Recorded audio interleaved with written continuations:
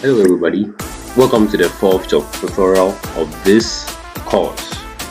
Today we'll be talking about a very short and easy chapter. This chapter will cover the process of entering text into a Microsoft Word document. We'll explore the ease of entering text and assume that you are familiar with Word's default display of a new document.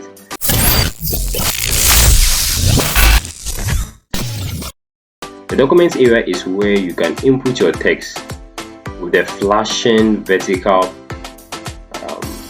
As a matter of fact, let me put this here. Alright, yes, with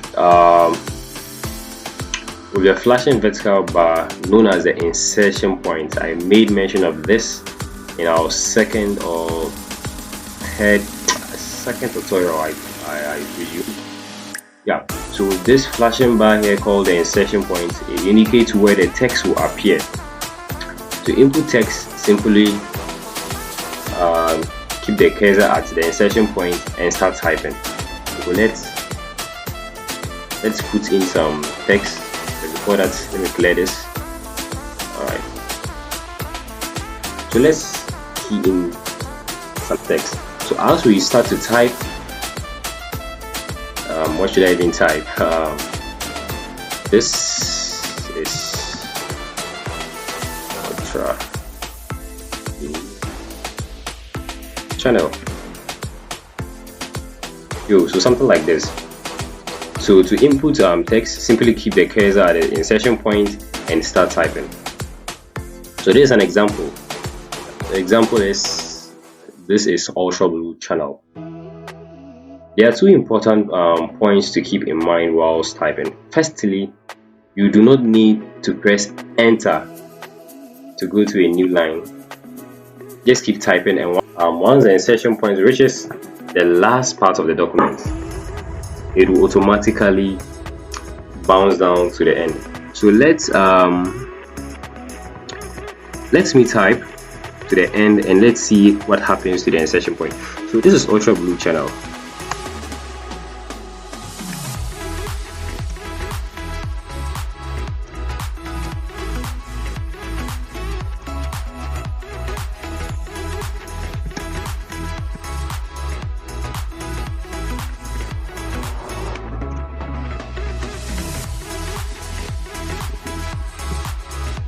Yeah, so this Ultra Blue channel over here will help you with every problem you have as long as it is related to tech.